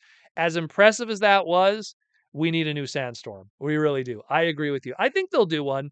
He'll be Voyager class. He'll be a cool Voyager class thing. It's just the problem with Sandstorm is what do you do with it afterwards? That's the issue. They're going to have that problem already with Blitzwing. Look at that Blitzwing figure. You know, the leader class Blitzwing. They're probably going like, oh, what do we do with this thing? What do we do G2 colors? You know, like that don't exist. We have that like weird color scheme that they did with the reissue. What do we do? We're gonna do what's his name there? What was that? Overcharge, that e-hobby character that no one remembers. You're probably going Overcharge. Who? Like the minicon that turned into a taxi? No, there was a weird Blitzwing repaint from e-hobby called Overcharge, and his biggest selling point was he came with a sticker sheet with every Decepticon emblem and every, weird emblem through Transformer history. Like there's a lot of weird stuff, but that's going to be a tough one for them. And I'm telling you, Blitzwing is going to be one of those that they're going to be like, what do we do? What do we do with the big Hulk hands that it comes with? Where are we at? Giants Bleed Legacy. By the way, guys, if I miss any of your green chat questions or super chats I shouldn't miss because they'll pop up in my face. But if I miss any of your green chats, just ask again. Legacy Year 3 confirmed Jetstorm, Tankor, and Thrust. Man, get all those in there. Get some Beast Machines action. Look, Viacons, I feel like Viacons sold okay for Beast Machines didn't do well overall as a line. But I feel if something did sell, it probably was the Viacons, where it was probably the Maximals that were the ones that didn't sell very well. I mean, I could, Buzzsaw saw a freaking wall of those guys back in the day. Buzzsaw from Beast Machines. Oh my goodness, there were so many of him. Basic scale. Mikey would like to see a Marvel smaller scale Scorponok in Fortress Maximus. You know what? If we do get another Scorponok in Fortress Maximus, that would be a very affordable way for Hasbro to do things. And because that is a canon kind of version of the character, they could pull it off. Little mini Fort Max. Maybe make him turn into something. Like have the robot mode still look like the city, but have him turn into a tank or something, and the Scorponok could still be a Scorpion. Because a mini city would be kind of funky. Princeton Phalanx 59 need an Energon tidal wave and would love a Vector Prime too. Gee, you sound like Aaron Archer. Aaron Archer would love a Titan class tidal wave and a brand new Vector Prime. Those are his two faves. Horned Owl says, just saying hello on the road. Oh, very cool. Heading back to Kansas. We'll listen later. Take care, Horned Owl, and drive safe on the road listening to my crazy voice. Giants Bleed. We need Machine Wars. I would love Machine Wars. And Sandstorm Machine Wars. I would love Machine Wars anything. When they did that Machine Wars set at BotCon, it was a little disappointing, but I was still excited about it.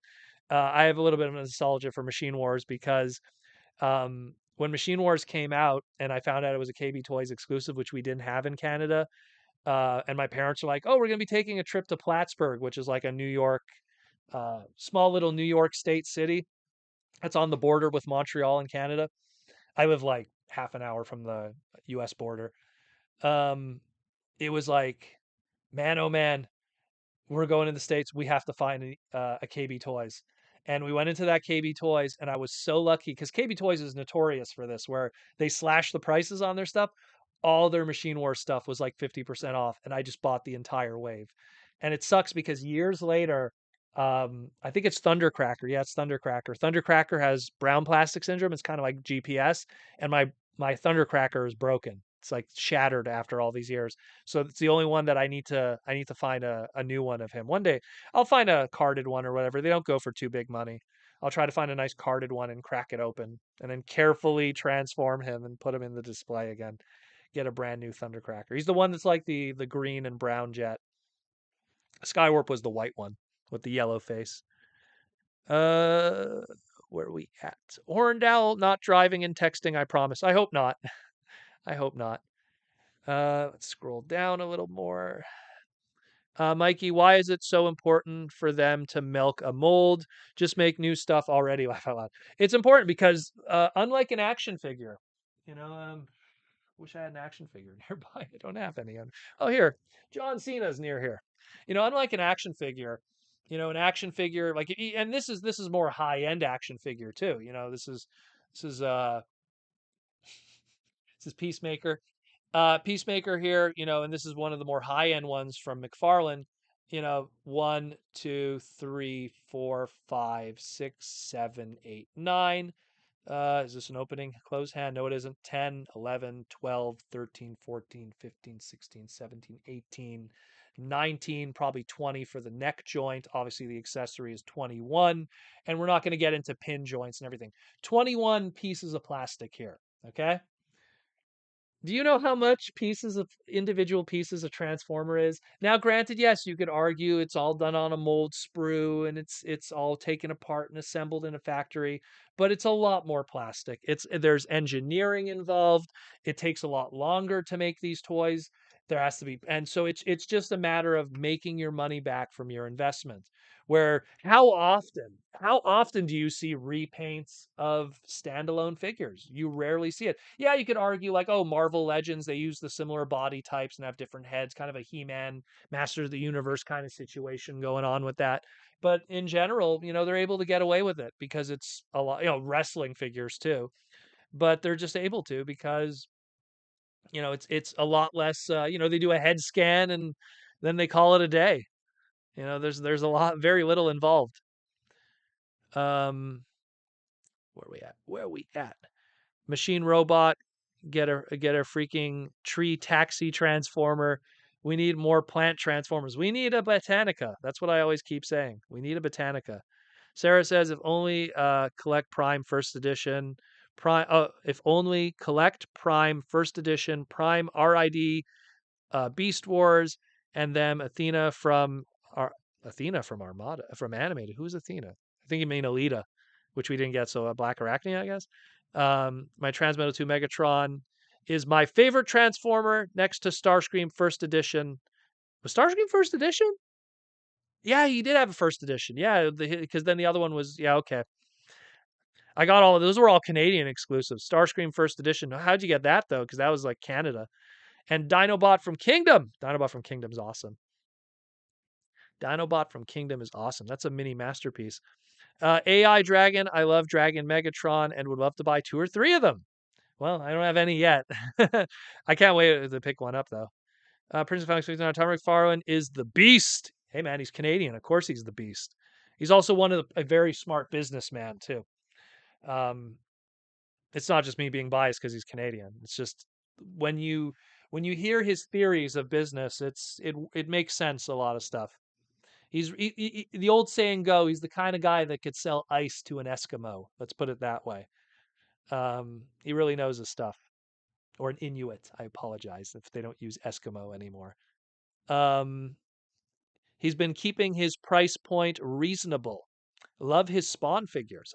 He did that manga Spawn that looks like medieval Spawn recently. I have to always convince myself not to buy it. I don't need it, but it looks so cool. Aaron Archer says here, the investment of toy companies to make an actual tooling. There you go. It's the thing that has to be done right and takes the most abuse. So you want to make the most of that mold and the investment, redecos, partials, etc. From the man himself. From the man himself. I wish I pulled some of your Transmetal 2 stuff out just to show on the screen. And Aaron goes to say Todd has dozens of employees versus thousands. As a result, he has less overhead. Well, there you go. Inside baseball. There you go. How much time we got left? We got 15 minutes left. Jeez. By the way, guys, help me out here. Help me out. Does anyone know where this figure is from? So I thought it was Casey Jones from Ninja Turtles, right?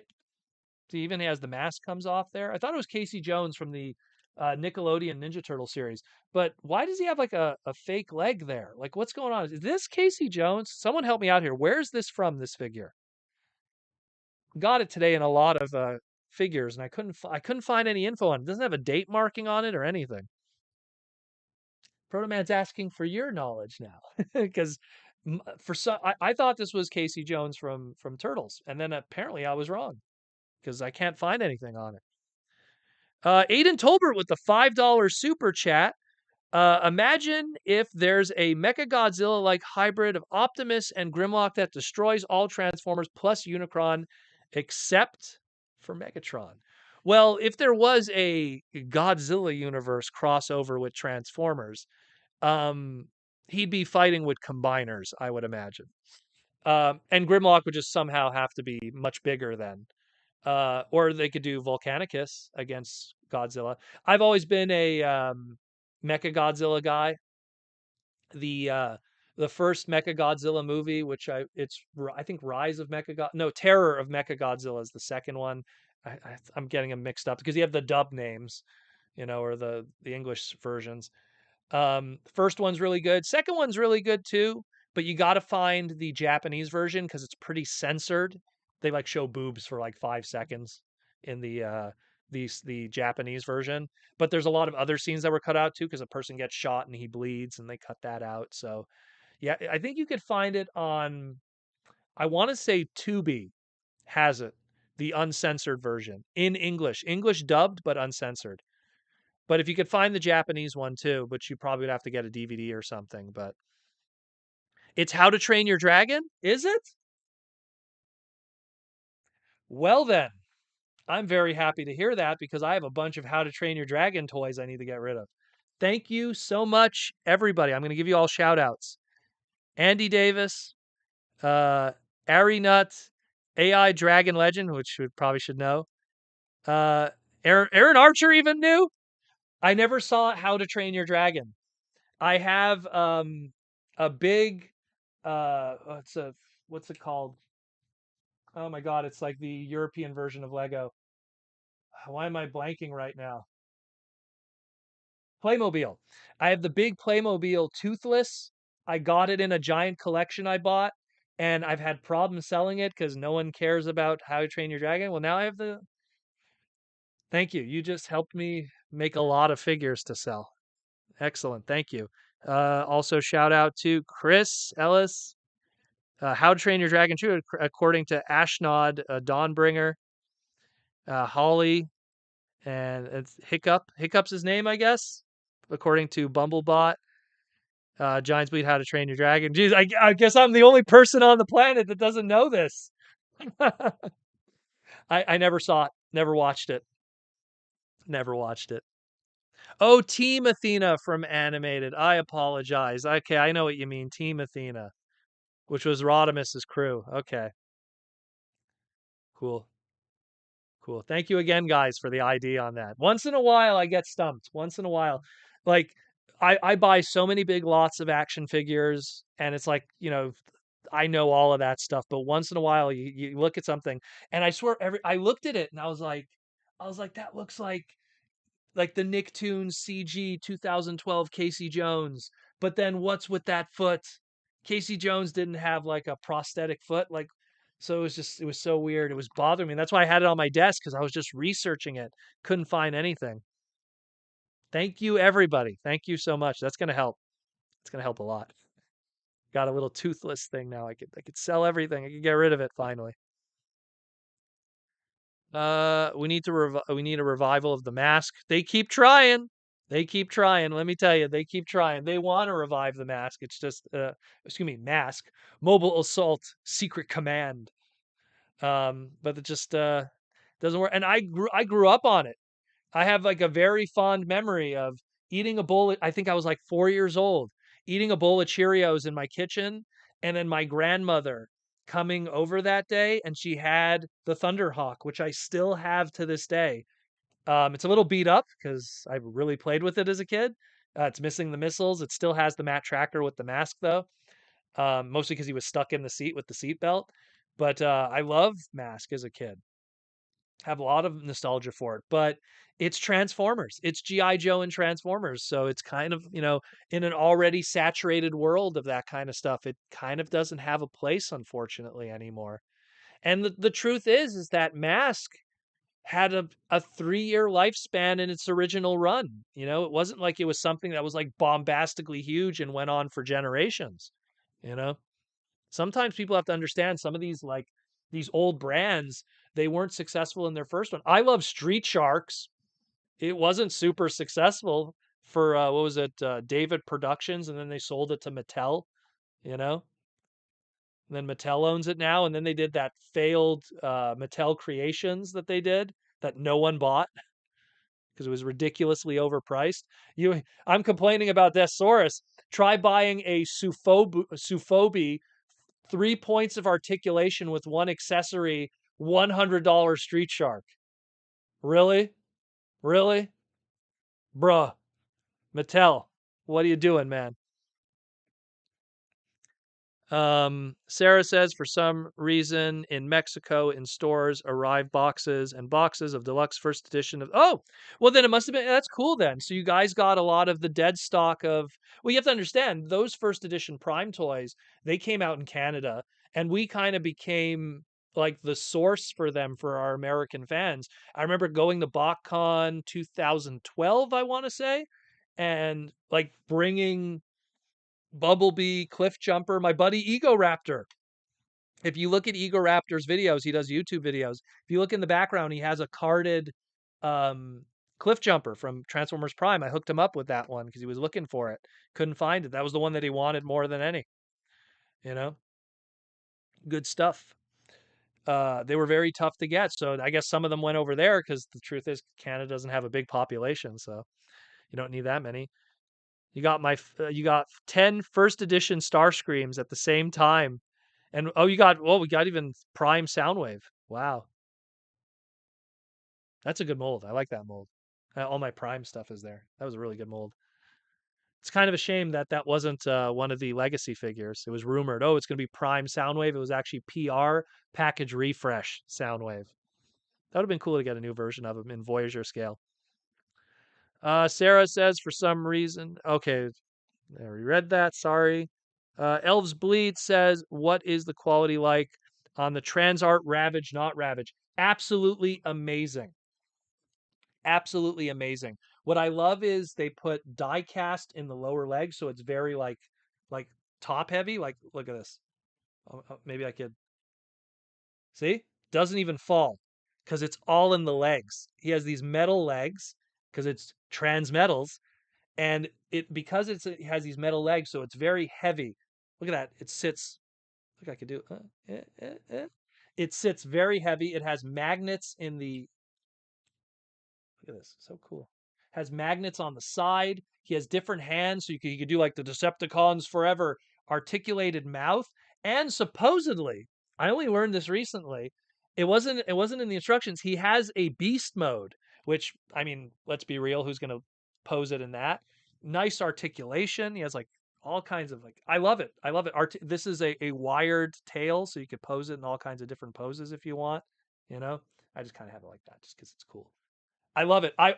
Like this was a gift from Michael Koo from one of the patrons in the PO box, because I wasn't like third party. I'm not big on third party, but he's like you got to have this trans art one because he knows I love Beast Wars, and he won me over. And now I want all the trans art stuff.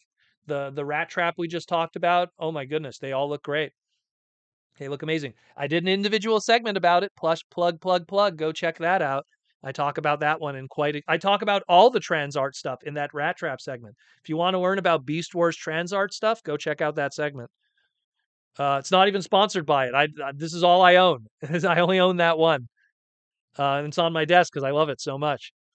Where are we at? Sarah says my favorite no Transformer figure is the SDCC Dennis Nedry. Oh, the the Newman figure where he gets sprayed in his face from Jurassic Park.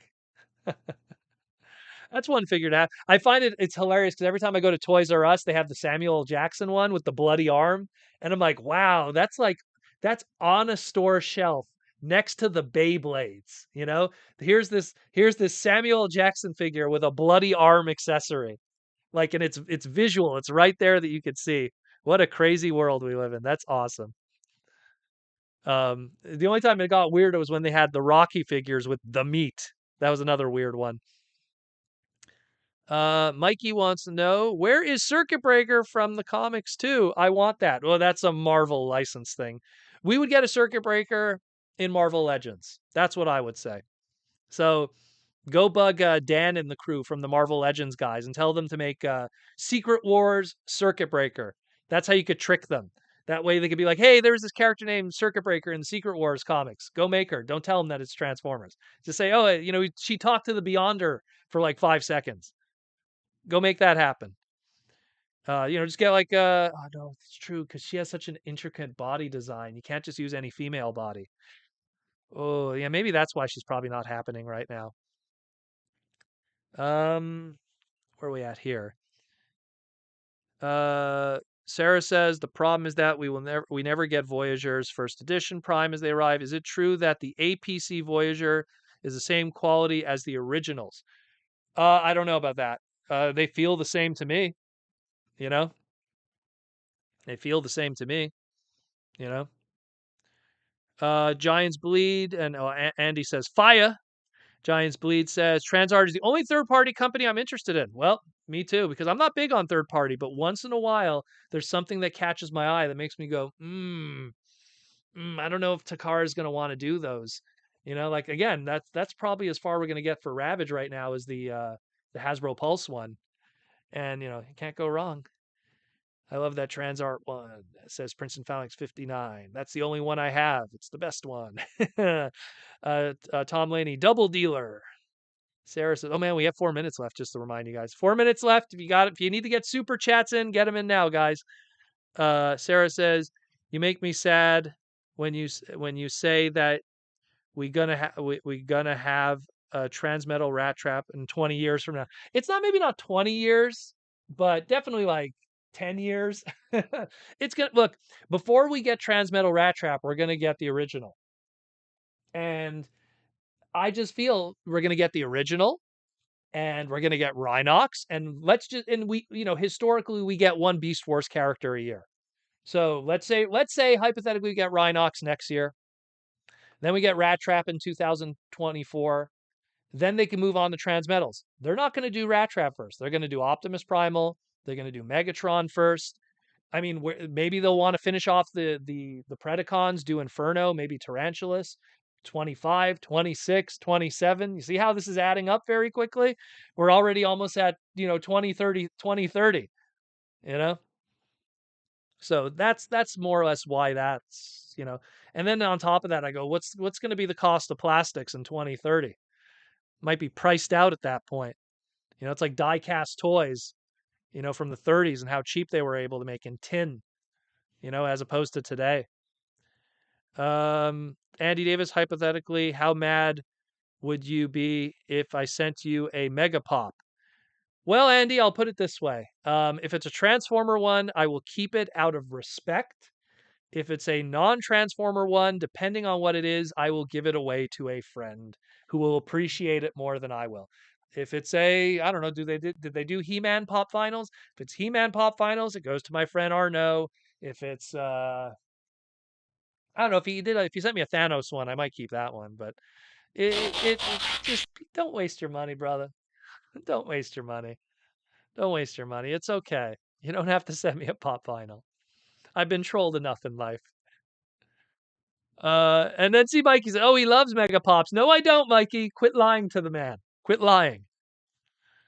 Sarah, it's true that we never got a full Judaical Decepticon team. AI Dragon Legend, I got Tarantulas for $18. Is that good savings? Yeah, it's better than MSRP. You could have paid $24.99 plus whatever the taxes are in your state and or country. 18 bucks is savings. You know what that money you just saved? You could buy yourself a bunch of other stuff. It adds up ridiculously fast. You have no idea. Fair Lady Z, Marvel Neo Knights. Darn right, Anastasia. Let's make that happen. Do a 5-box set. No one will buy it except me and maybe a few other people. Mikey says, do you think we will ever get a G1 human figure official release? Just right now, just pack-ins with the masterpieces. I mean, I will say this: we have that Indiana Jones 6-inch line that Hasbro's doing.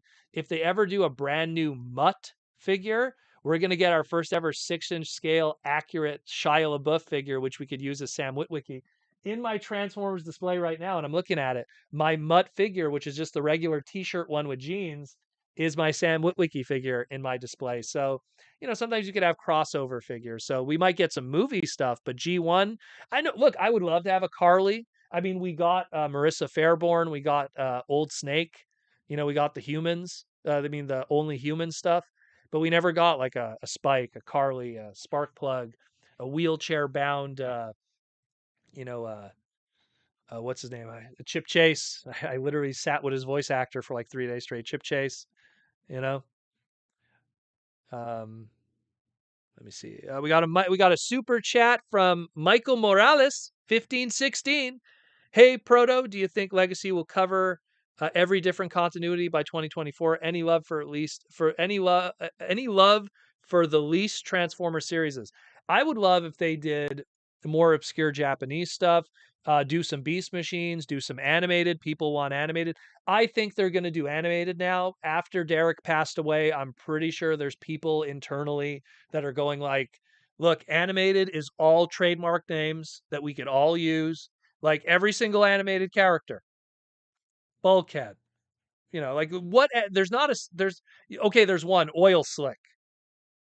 I think Oil Slick's the only, no, wait, they just used the Oil Slick trademark for bots. Never mind.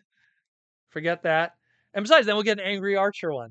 Can we get an Angry Archer figure as a pack-in? That'd be really cool. Get a little slug figure, Angry Archer. That'd be really awesome. I know a certain someone, Derek would love to see Aaron finally get a figure of him. Rest in peace, Derek, I'm looking right now at the complete collection. Yeah, every single one of those trademarks are available. There's not a single character that they wouldn't be able to do. Everyone is there. Swindle, Lockdown, which we're probably going to be getting soon. It's all there. It's all there, brother. For sure. Sarah says, I think Quick Strike in his Beast Boy is the least loved. Oh, Recycle. Okay. Mikey says, oh man, we're done. Actually, we're over. Okay, we're gonna answer these last few and then we're done. Sorry, guys. I didn't realize it's already past 2. Jeez. Mikey says, where is the Artemis and Moon? We were gonna get a Moon. Excuse me, we were gonna get an Artemis from the Masterpiece Lio Convoy that got canceled, which sucked because I was really looking forward to that. Sarah says we need a full Viacon cast of Beast Machines. That would be awesome. And last but not least is Princeton Phalanx 59. I don't discriminate. I collect from all the parties. And then I'll answer these last 2. Wasp and Andy Davis says, shout out Aaron for a Friday stream. TF's back to back in a weekend. Yeah, you get Aaron on Friday, you get me on Saturday, and we are done. 2 hours of madness. Thank you all who came by. Thank you for all the super chats that help support the podcast. Again, super chats help a lot keeping the lights on in this podcast and everything like that. Thanks to all my Patreon members, my YouTube members, all those beautiful green names. Thanks to everybody who helps out with everything that's going on. Absolute craziness that is going on in this world here today. Again, the stuff that's going on with Twitter and everything, just relax, guys. It's not the end of the world. Nothing is happening. Just smile, enjoy. If anything, if people are freaking out over Twitter, then I don't think it's a Twitter problem. I think it's a something's wrong in between your ears problem. I think that's more important. And we have one more super chat from Kaz, and then we'll call it a night. And Kaz says, how come nothing Transformer related came from the Takara Bandai collaboration? Because I feel that they would be fighting each other in a way between the Machine Robo stuff and the Transformer stuff. I think they didn't want to mix those two things. But thank you, everyone, for everything. Thank you, Kaz, for the last minute super chat. Take care, guys. Again, if you want to support the podcast, we have Patreon. You could come join the Patreon. If you don't want to do Patreon, we have YouTube membership. You could join that way. You get different benefits, as you can see with the green names there on the side, asking all the awesome questions. Patrons being able to be part of the Discord and all the other stuff and the YouTube scroll, all kinds of stuff. Thank you all. Take care of yourselves. It's another beautiful week in the world of Transformers. I'm going to go play me some video games, have some Chinese food, and relax for the rest of the night. Take care. I'm out of here. Love you all. See you later.